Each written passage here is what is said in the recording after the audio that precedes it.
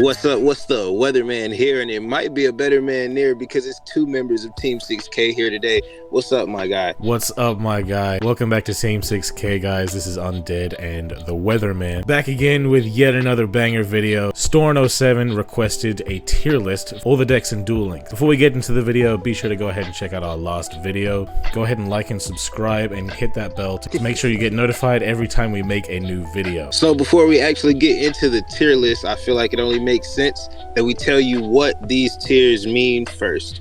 So S rank obviously means these are the best decks in the game. A rank is going to mean this fights toe-to-toe with S tier decks. B rank means it stands its ground against S and A. C rank will mean that it is a sleeper deck. D rank will mean that it fell off or it's just, you know, not the greatest, but not the worst. E will mean it does its thing, but it's kind of hard countered by the format. And F, obviously, it's just trash. It's terrible. Now, with that explained, I feel like we can start going into the actual decks and talk about the tier list. And if you don't see your deck listed here, it means that we don't care about it. I'm just kidding.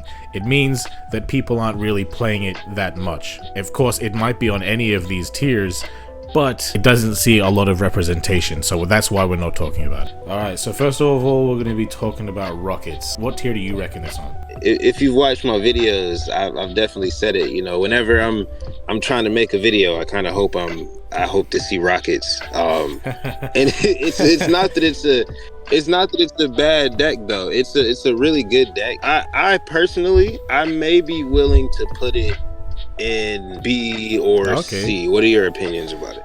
B and C seems pretty safe to me. I was gonna say maybe C because people probably sleep on it. But you know what? When you say B, it like makes sense to me because it really can fight against S and A tier decks. Yeah. So I mean, it really can fight against Orcus. So I don't know. It's a really good deck. I feel comfortable placing it in B, but I would also understand it being in C. I have a little bit of a biased opinion. I beat it a lot, which is why I'm trying not to put it in C. But yeah, I can put it in B. I feel confident putting it in B as well. If we feel like we can put it in C later, then we can definitely do that. You want to go in on CHRONOMALY? The CHRONOMALY? Right. If you guys are really old fans of the channel, you might remember that in an old ass video, we called CHRONOMALYs CHRONOMATs because it's basically just spamming out Xyz like ornaments. This deck can summon and negate and then keep playing. You can also play through interruptions really nice. You know, it's funny because the deck before, they were capable of winning games, and it was just funny to even explain how they beat you. But they were just so good at doing it. Right. And now they've actually got a boss monster, a negate, which is really nice, and it can keep negating, so that's even better. You know, keep putting more material on itself, which is even nice if you're playing pure CHRONOMALY. Pretty nice. They're pretty good at going first, pretty good at going second. I don't know. It's just an overall good deck. Yeah. I would feel like, I mean, it is tier 3 now. I have nothing against it being B. I can't even say it's a sleeper because people are definitely seeing it. You know, they're definitely feeling it. Yeah. All right. So the next deck we have to talk about here is MADOLCHE. This deck is it realistically it kind of fell off. It still does what it does, but because of the skill nerf, it's not like it can't do what it was doing. It's just a lot more fragile at doing what it was doing, basically. It's already a deck that needs to go second, which is already kind of a big deal. If you don't have a turn 1 in this format, you know, it's pretty easy to get dragged. It's not terrible. Yeah, I'm not gonna put it in F. I don't know, honestly. I may put, it's very fragile somewhat. It is good at going second. The skills nerfed. It's just maybe D, I guess. Maybe D, I guess. I'd honestly be okay with it in E. Because D kind of fits, because D being the tier where good decks fell off. It did fall off. We can't deny that. It's just not shit. That's all. Yeah, no, 100%. Next, we've got RAIDRAPTORs. Honestly, probably about the same tier, to be honest with you. The turn 1 play, not amazing. No real room for staples, so we're pretty much just one disruption. Not amazing in this format, not amazing in this year. To be honest, we're in a much different place. Yeah. Going second, though, they can do great things, and they're not at the same restriction as MADOLCHE, for example, where they have to rely on, you know, a skill as hard and, you know, just certain things like that. They're not as fragile. They're able to really go in and break boards going second. So I feel like D does make sense. I couldn't really put him higher. I can't put him in a sleeper deck because I don't think that they could even compete with the other decks that I have in mind to even go in that category. To be real, yeah. Maybe going second, but you know, that is under certain conditions. All right, so next we're talking about Sulfur Cores. This deck placed a lot of very high spots in the KC Cup, and it didn't get nerfed even slightly, even after getting that many spots in the top 100 of the KC Cup. So we have to respect this deck. We can't sleep on it. So what do you reckon? What tier do you reckon this has to be in? Because we know it has to be B or above. We can't sleep on it. I'd be willing to put it in B. It's a pretty solid deck. That's pretty much how I feel about it. It's just pretty solid. It's overall really nice at doing what it does. I don't think it necessarily is, you know, overachieving. I don't think it's, you know, going into the A's and S's. Yeah. So I mean, yeah, B. It's a pretty well-rounded deck. It can compete. It can do its job. Yeah, it definitely does its job. So next we've got Galaxy Eyes. They just got nerfed. They don't have their negate anymore. They do have a Link 2, which is pretty nice. It's definitely not in the same place. I feel like I would probably be hard pressed to put it above D. I'm definitely not putting it in E or F. I don't think it's trash, and it's probably D. I couldn't put it in C either. I don't think it's a sleeper either. It's gonna have a hard time going against the current format. It's definitely a D to me. But Gandora, they fell off. They fell off ages ago, but then Orchist came and saved their life. I don't think that they're as good as regular Orchist, but they're way better than the old Gandora, because turn 1, they're surviving. Turn 2, they're removing your card with Ding. So I feel like it's, you know, since it's not Phantom Knights at the end of the day, right? But it's still pretty good. And I know that we're gonna sound like a broken record by continuing to do this, but B again, I feel like is where this one belongs. So next we got Synchrons. This is pretty much this is your guy right here. That's so I mean, you right probably wanna take this away. The deck lacks some competitive viability, to be real with you, at least the way it's played right now. They go in on a super powerful play turn 1. Don't get me wrong, the play is super powerful. They can really go into Quasar turn 1, and going into Quasar turn 1, that's a fantastic thing to do turn 1 if you can do it. Or they can go into a Croco Dragon and draw 1,000,000 cards turn 1. That's also freaking busted, alright? So don't get me wrong on that. But if that's the only thing you're doing, Book of Moon, Chalice, you're done. It's over. You need to have more than one thing going for you. Even if that one thing is amazing, like a Croco Dragon or a Quasar. That version of the deck, I would probably put it at C because it's not mid. Even with the Croco Dragon, right? Like they draw like I believe maybe like 3 cards or something. I don't know. I feel like they draw a solid amount of cards, right? But the issue is like they are a monster heavy deck. Like they have to play a lot of like extenders and stuff for consistency to get that combo off.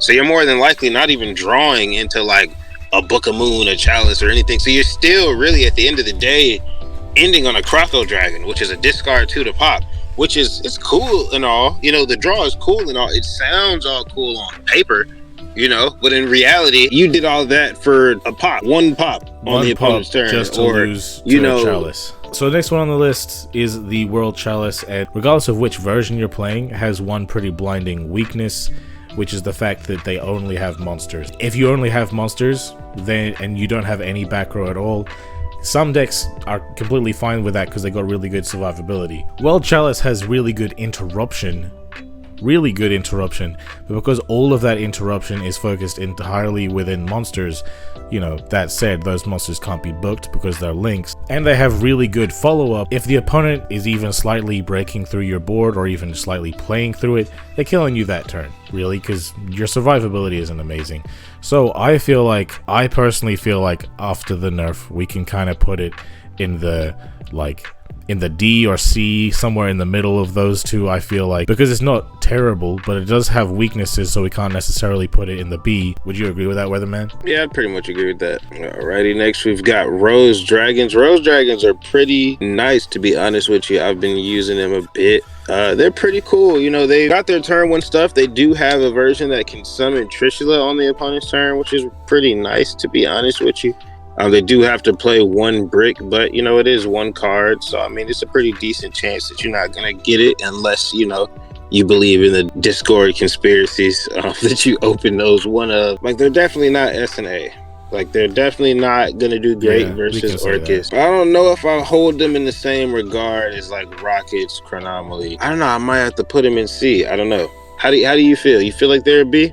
I feel You like feel like they can get above? I feel like they can be in the limbo between B and C. It really makes sense because I do think that they got some competitive like umph to them. They got some punch in them because they can banish the whole grave, and that's kind of relevant. Gandora kind of fills the same spot as it in the meta. So if you're trying to play a boss monster that banishes the whole grave, are you playing Ruddy Rose or are you playing Gandora? You know, that's a fact. You're going to be playing the Gandora, and it's going to be a lot more explosive too. True. I might have to just put it in C. I don't think it's D. It's definitely better than D, 100%. So I'd put it in C. Next, we've got Salads, the Salmon Greats. It's a pretty solid deck. I mean, they've got follow-up play. They've got the Unicorn that can go into Firewall. I mean, it's a good deck. I mean, what isn't there to say about Salmon Greats, to be honest with you? As you said, it's super protective. It's got really damn good follow-up play and really good survivability.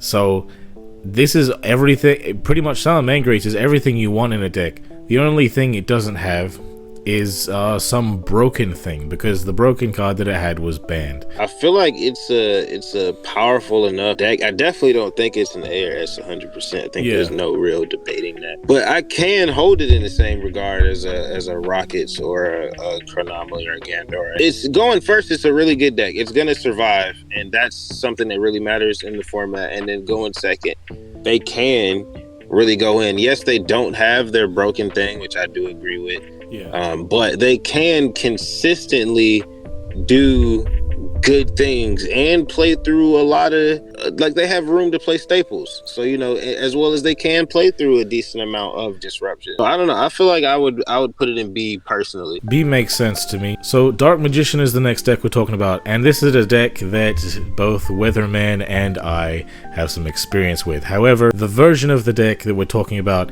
is the version that Dae has more experience with. So what do you reckon about Dark Magicians? Oh, you mean the Black Magician? My bad. So I meant to say yes, my brother. Obviously we've got the same mother. It's a good deck, right? There are things you can do if you want to get a different turn one. Like I said in the video, if you play more of the magical dimensions, which it is a disruption, but you do have room to play other things, which some people do. I play Warning Point, some people play even further. So like, even though you do have a disruption, you more than likely have something else that isn't. So I don't think it's too deep that your main disruption is destruction. As well as an alternative, you've got the Fusion, which does float, and if you play Circle, you do get to have a Banish, which is not destruction, as well as consistency. It's a solid deck. I don't think that I could hold it in the same regard as B, though. It's a sleeper. I feel like it really is a sleeper. That's kind of it. Now that I'm really thinking about it, it just feels like a sleeper deck. It's one of those that you come across, and you're just like, oh, this is Dark Magician, oh, everyone just plays Dark, and then all of a sudden they can just start going off. I don't know. It's a really interesting deck, but they're not gonna go second great against like Orcus, for example. C definitely makes sense to me as well. So Magistus, all right, this has to be a sleeper regardless of where we put it. I'm pretty sure that sleeper is the highest Magistus can possibly be. The fact of the matter is people aren't really playing this deck, but it's not like it's bad. It can consistently put up a couple of interruptions, has decent survivability, and has really damn good follow-up play as well. It basically does the same thing twice very consistently, very easily, while also playing through interruptions. But nobody plays it, therefore people are sleeping on it, right? I'm not saying it's Orcus out here, alright? What I'm saying is that it could be Salamangreat. And with its current power level, I feel pretty confident putting it next to something like Dark Magician, Synchron, Rose Dragon, you know what I mean? So next we've got Muskets, the old magical Muskets. This is a solid deck. I honestly might do a video on this soon, but they do have some really nice plays if you don't happen to have a book or chalice, which is only going to be a 3 of. So the trap banishes 3 from the grave, as well as them having a spell which negates you and reduces your attack. So some really nice stuff, to be honest with you. They do have some nice plays, but like I said, they can just be booked or chalice, which is a big deal. But since they don't have to worry about book Chalice and backer removal, and they're more than likely only having to worry about 3 cards that's in your 20 card, or in this format, maybe 22 to 24 card deck. It is a decent chance that you don't have it, as well as they do play the Lance and they do play Balance. Well, yeah, I kind of feel like C is probably about the ceiling for it right now. Heroes is up next. Heroes are the bane in my existence, and they don't even have Bane yet. They are a problem, man. The skill is busted. I mean, which one? You could probably talk about this. I know, right? Which one? You could probably talk about this a little bit. They have not 1 broken skill, not 2 broken skills, not 3 broken skills, but maybe even 5. They might have 5 or 6 broken skills, to be honest. They've picked the best one for this format, which basically searches Super Poly. Really simple, put it in the B tier. I feel like it's not the best deck in the game. It's not the second best deck in the game. It's not the third best. It's just always good, though. Did you mention Liquid Soldier and how they can draw 2 cards and discard, what, 1? Just for fusion summoning with him, bro. And this is not just fusion summoning him with him from the hand, you know, using him as material from the field. If you use that miracle fusion that you search for and banish him from the grave, bro, you still get the draw 2. Like, it's disgusting, bro. You it's draw disgusting. 2, and then you discard 1 to be used for your other miracle fusion. Exactly. I wouldn't even be mad at someone for putting it in A. It's definitely, to be real, a pain. So, Mermail Atlanteans kind of ironically have a very unique spot this format, because it's got 2 really nice and relevant matchups. The first one, funnily enough, Heroes, okay? Because Heroes Super Poly, we just mentioned the Super Poly, right? They don't have a water fusion to go into. And because of all of the monsters in Mermail Atlanteans being water, Super Poly is completely dead against them. If you can turn off your opponent's interruptions just by existing, then that's a pretty good thing to do. Of course, not every deck is Heroes, though. You guys might have heard of a card called Abyss Dweller, and you guys also might have heard of a deck called basically half of the decks in the game. Orcus, though, activates cards in the grave. Salamangreat activates cards in the grave. I can keep going because it really doesn't stop. So I feel like having it in the A tier is a potential. However, its matchup against most of the other meta decks isn't amazing. It's mainly just Orcus, so it can definitely compete with SNA. So I feel like it fits perfectly into the B tier. Next, we've got Phantom Knights here. Pretty nice deck. I actually use this to hit max in the KC Cup. In my eyes, we're already hitting. This is definitely an A rank for me. What are you thinking? What is your opinion on the deck? I think it's A rank, and if somebody wanted to try to convince me that it was S rank, I would listen to them. Requiem is technically the best negate we have in the game. It's not Quasar, but it's easier to access.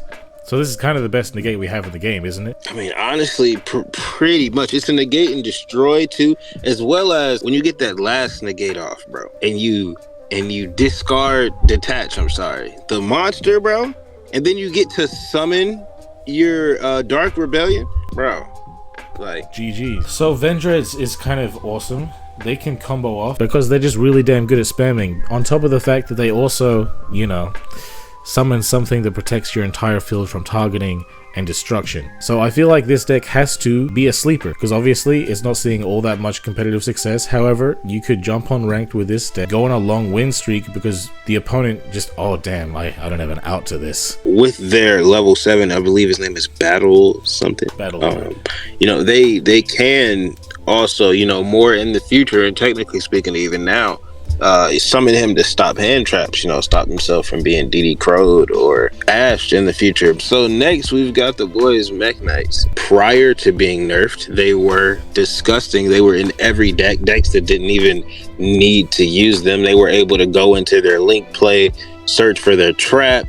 Their trap was a nice little negate. It was a really great deck. So if we were talking about this pre-ban list, this would probably be AS, honestly, probably just straight up S tier. But post ban list, I think Undead could probably let you know exactly where they stand. That the consistency has been hit to such a degree that you can either play a bunch of staples and brick, or play no staples and lose. Like the nerf is so egregious that for a joke, I have it in the F tier, but technically speaking, it's just fallen off. Yeah, I feel like it's just as good as the decks that are right next to it. Just because it can do what it does, it's just that it's really inconsistent now. Kind of like MADOLCHE. Alright, so next deck is Cosmos. They did very recently get support. Needs more support. So I feel like I can pretty confidently put it in the E tier. Just because it's not like it's a bad deck or anything. It's really hard countered by the format pretty much. What do you reckon about that, Dae? I feel pretty similarly.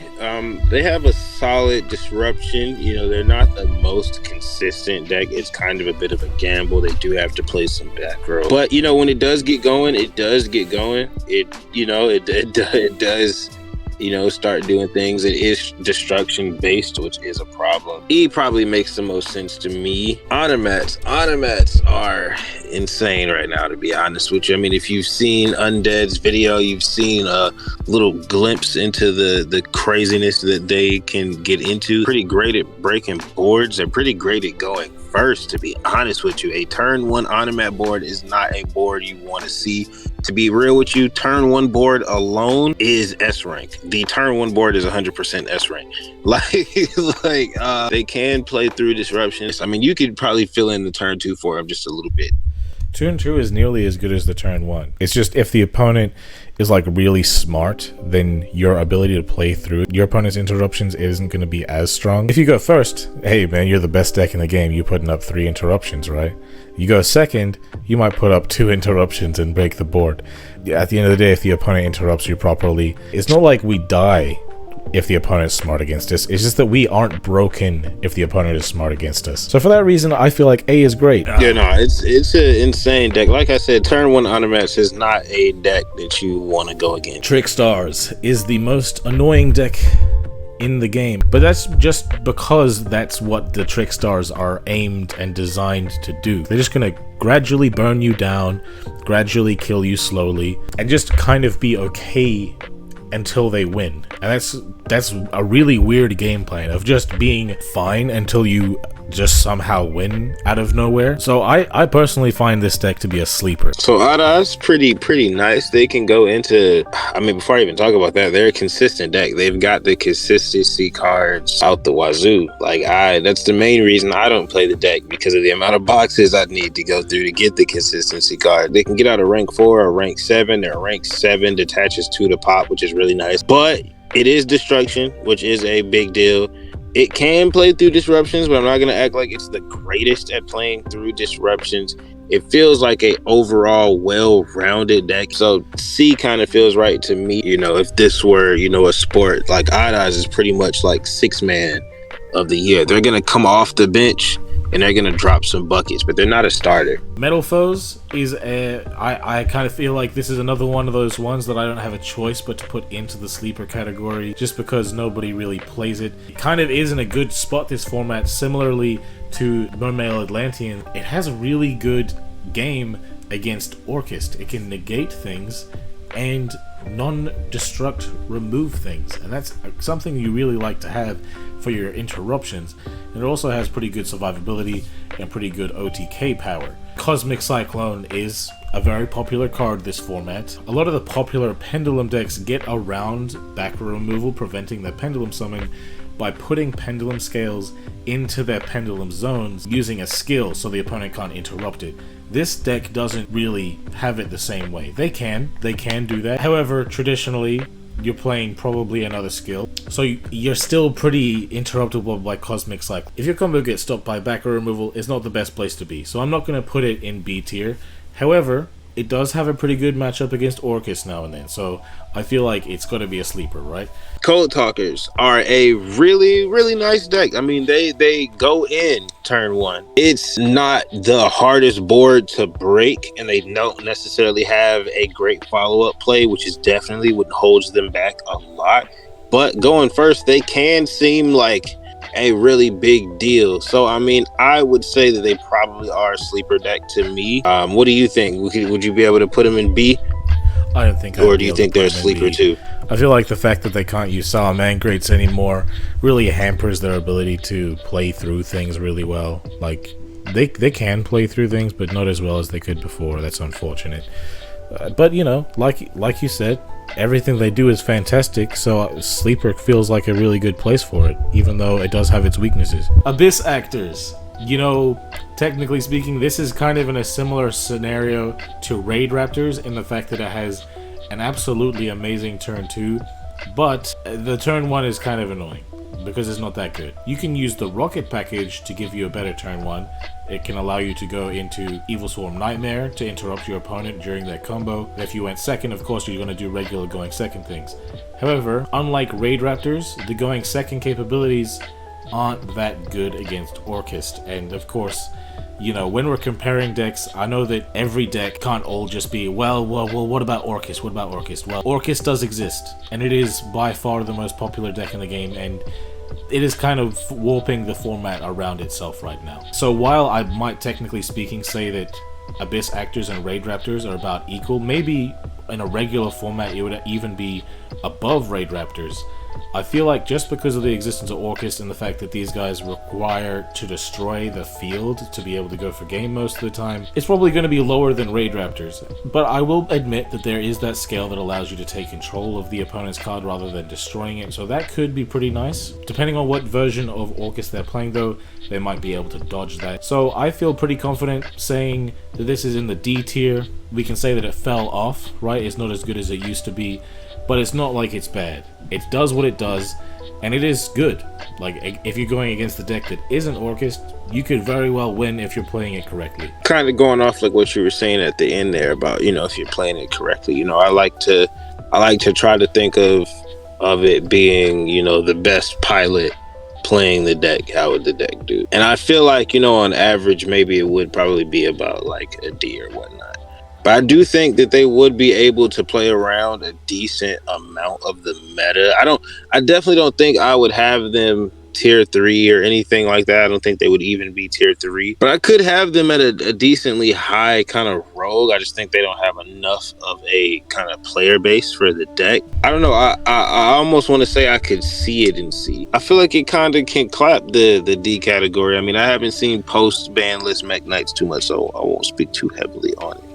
But I don't know, maybe it's a coin flip, but I feel like they could really go hard on the rest of the D you know, I could say that I can put it above the rest of them on D, but then when in my mind when I compare Abyss Actors to the rest of the C tier, I feel like the C tier should kind of dog walk Abyss Actors, to be honest. I feel it. I mean, I definitely can see some games, some matchups that is probably in his favor, but I guess he's probably not too strong against a lot of C. So I'm willing to fold on that. Next we've got DD's. Pretty solid deck, well rounded, which is why I offer it before I even say where it is. It is already C or above. It's a pretty well rounded deck. Turn 1 they can summon Dingirsu, which is pretty nice. It is going to protect them, keep them alive, which the skill kind of helps them do. They can search for Lancia, which is also great against the deck that summons Dingirsu, which is Orchis. Going second, they can summon Dingirsu, which is a non-destruction removal, which is also really relevant, as well as, you know, they are pretty hard to stop going second, though personally I don't think I've ever lost to DDs, but the data shows that it is hard for, you know, to win against them going second. It is somewhat difficult. I don't know, man. They might be a B. They really might be a B in my eyes. I mean, what are you thinking? You know, I'm thinking B as well. You know, I was just looking at the C and I was like, well, it's not C. It searches Lancia. If you search, I feel like you don't see if you search Lancia, right? But also, I'm looking at A and it's like, that's Onomats and Phantom Knights, bro. Yeah, B is definitely home for it. It's a really good deck. It's just a little better than well-rounded, to be honest with you. I like to think that C is kind of just my well-rounded deck, so they're just kind of good at doing what they're doing. But Starry Knights is a deck that not very many people play, but enough people play it every month for it to be seen on the top deck section of Duel Links meta. So this is going to be able to keep annoying you by just gradually destroying all of your cards. It's kind of like a new age Gaia. It is kind of interruptible because if you have just enough removal or just enough disruption, you can just stop them dead in their tracks, to be real with you. I'm gonna put it in E for now. And then Burning Abyss, you know, if you're Farfa, or if you're one of the many Burning Abyss players in the TCG, then it goes in the S tier. But unfortunately, in both the TCG and in Duel Links, we happen to live in the real world. It's a sad reality. I know. I love Burning Abyss too. It's alright. It's not in B tier. It's not in A tier. It's going to be in C tier because it is very well rounded. It's got very good survivability with their Seer. It's got really good interruption with Farfa, and Beatrice is overall just a really broken card, being able to send any card from deck to grave. So there's like infinite amount of variation that you can put in your deck as long as you adhere to the restriction of the Burning Abyss themselves. The deck's got a lot of really good grind game, decent enough interruption, but at the end of the day, it doesn't have anything super busted. Obviously, Beatrice is a busted card, but in Duel Links we don't have all of those busted things like a snow that we can send with it yet. We've got Infernoids, and they are in the infirmary. Apparently, they have kicked rocks. Man, they were capable of doing some solid stuff, putting bodies on the board. Multiple DD Crows, capable to get a monster negate, I believe, on the field. The trap to help even more. The spell with consistency. I mean, they had it all to be on the tier list. They were a pretty well-rounded deck. But now with the nerf, yeah, big GGs in the chat, man. They could only hope to be a shadow of themselves at this point. I don't know if I could put them above it. So S-Force, I happen to believe that this deck is actually phenomenal. S-Force Chase chases all of your monsters into the banish zone. It's like Trishula, but it's a trap, and you search for it, and it's amazing. And that's really all I have to say about how good it is. I can sum up how good that deck is just by talking about that trap, and for that reason I'm gonna put it in the B tier alongside a bunch of other decks. I'm not gonna act like it's Onomat putting up 3 interruptions. I'm not gonna act like it's Phantom Knights putting up the best interruption ever, but its interruption is so good that it boosts the entire deck to being one of the most played decks on top decks right now. Yeah, Crystal Beast Orchis, they have a general idea of what they do. Would honestly be disgusting. I'm not gonna lie. Just really thinking about that just does kind of sound disgusting. Because I'm playing pure Crystal Beast and I feel like it's unfair. So being able to do the Orchis stuff alongside it, I don't know. That seems like it's probably bannable, probably ban list hittable. Going from ignorance that I haven't seen it a ridiculous amount, I'm just gonna have to say A. I haven't gotten to see it do some really crazy things, but just in theory, from what I know from it and seeing that it is decently popular and it is performing decently well on top decks and in some tournaments and whatnot, I feel like I'd have to put it in A myself. Weatherman happens to be a very big fan of Crystal Beast. He's been playing pure Crystal Beast and he sees how broken pure Crystal Beast is right now. So if Weatherman, who mains this deck basically, believes that the pure version is broken, imagine you put Orchis into it. Holy. You use the Transcendent skill, discard your Orchis, your opponent can't respond to that. So you get to activate your things without fear of DD Crow or Lancia. Resonators, they're a great deck. I mean, they're well-rounded. Let's just get that out the way. They're well-rounded, so they're already C or above. The trap is what they've got to get on the bit broken side, so they've already hit the B or above. It's ridiculously consistent. They can play staples. They can play through disruptions. They can play more Wildwind to make it even better to play through disruptions. And then Red Rain banished any monster on the field lower than your synchro, which is going to be a 10 or a 12 or maybe an 8 at the lowest. Just nasty, bro. Actually nasty, bro. Non-target removal. You can get the trap back by synchro summoning a dark dragon. That's better than real life. Real life can't search Red Rain, so eat that, you real life TCG players. I don't know, bro. I feel like I'd have to put it in A. How do you feel? Can you talk me out of an A? Can you talk? You're gonna have to talk me out of an S. No, I'm just kidding about that. I feel like if this deck, bro, it's got the room for everything. As you said, you got room for staples. You can do whatever you like when you're deck building. When I look at everything in B, Resonators should clap it, right? Most of the time. Like, Red Rain is such a powerful interruption. On top of the Red Rain, because of the skill, they are inclined to play Skullmeister. So not only do you have to deal with a Red Rain, you might have to deal with a Skullmeister to negate your grave effects, or maybe even a Lancia. It's not like they don't have the room to play whatever they want to play. Harpies used to be the bane of everybody's existence in Duel Links, and they got nerfed because of it. And now they're completely unnerfed, pretty much. But they kind of fell off, to be honest. But at the same time, they do everything that they used to do, but everything that they used to do just isn't good enough anymore. It'll bounce your monster if they already have back row to interrupt your monster, and that's kind of weird to be. So they might prefer to go into a rank 4, but if you want to go into a rank 4, there's other rank 4 decks in the game, right? So I feel like D's a good place. Do you feel any different? Maybe lower, maybe higher? I mean, when you've got a deck that chooses to not even summon their boss monster, you know, I feel like that in itself kind of tells you where it is. Yeah, it's like, they don't even go into the thing that they're built to summon. I feel like it's in D. Dynamist is pretty nice. It's S-tier. Pretty nice. He's pretty dropping it in the S tier. Pretty nice. So going second, which I think this probably does come up a little bit. Going second, you know, you're not going to want to activate the skill. So it does kind of leave you a little bit more vulnerable to a Cosmic or an MST. And then if you do use the skill, you know, you can't activate the scales, which is also going to be a problem. It kind of takes away the whole Cocytus effect that you're supposed to have in the first place. I mean, this deck is a problem. I mean, you can attack directly, can't be targeted, can't be destroyed by battle or card effects because of the scales. When I see C tier, I really think, is it competing with C tier? Honestly, like, maybe. It does depend. It does honestly compete with a decent amount of C. I don't know. I feel like it's a sleeper, but I feel like it might be in D too, because I see Harpies there, and I honestly feel like it may be in a similar regard to Harpies. Which I don't feel too bad about, because it being on the same tier as Abyss Actors kind of, you know, shows that it's a good tier to be in. D isn't a bad deck tier.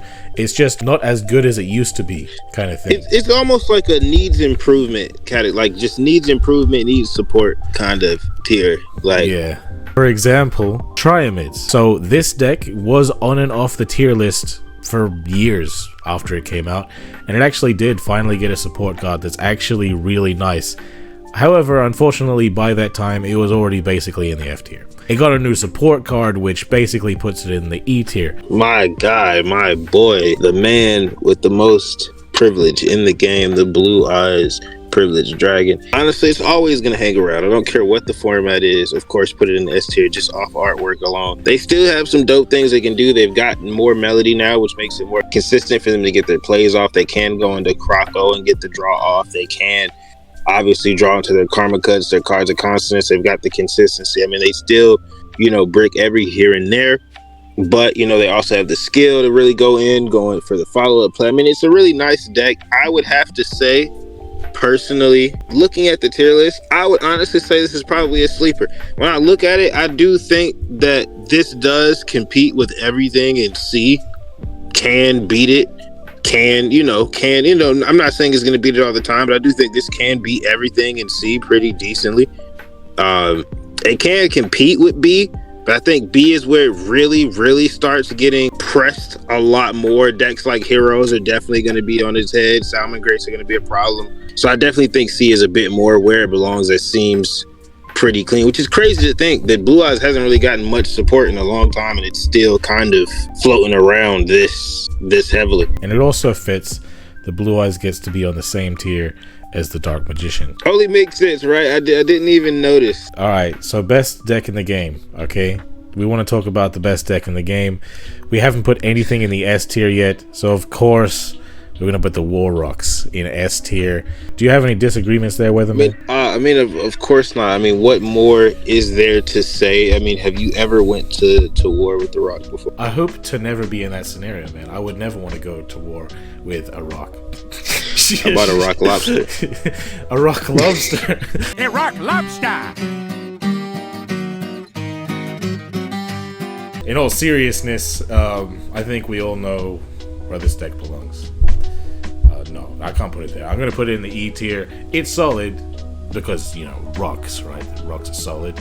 But I would even say that every other deck in the E tier is probably better than War Rock. Honestly, it almost makes me want to move Infernoids just thinking about how... What do you mean? Just thinking about what War Rock does, it almost makes me think, like, man, like, at least maybe Infernoid isn't as bad as I'm thinking it is. Hold on. Man, we'll put Warrocks in like tier below F. We'll keep it down here off the tier list. Keep it untiered. Like. Untiered, yeah. In all seriousness, Orcust S tier, right? Best deck in the game, hands down. Unquestionably. Do you need us to tell you about why Orcust is the best deck in the game? I mean, look at how many variants are just running rampant. You know what I mean? And that in itself will tell you. It's almost like the Mech Knight effects. And I mean, you see how Mech Knights are now after the ban list. You know, and Orcust are in its pre-ban list phase right now. They've got consistency, non-target removal. You know, on your turn, the ability to do it in multiple ways, you know, the trap to make it even better, the ability to search for their draw two in the first place with orchestrated return, the babble, you know, to make all of the Orcust effects quick plays. I mean, you ask for what broken thing does the deck need, and I mean, it's already here. If they were to get their broken thing, they wouldn't be tier 1 anymore, they'd be tier 0. Like, right. Can you tell me which card in Orcust isn't broken? You know what I mean? We posted a poll about what was the best card, and a lot of people picked Dengursu. People but to be honest arguing. with you, like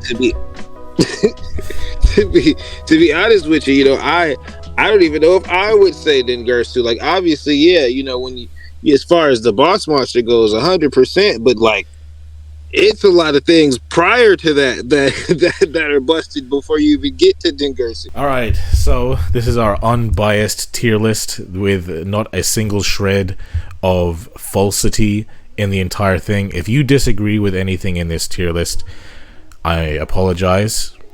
All that means is that you're wrong.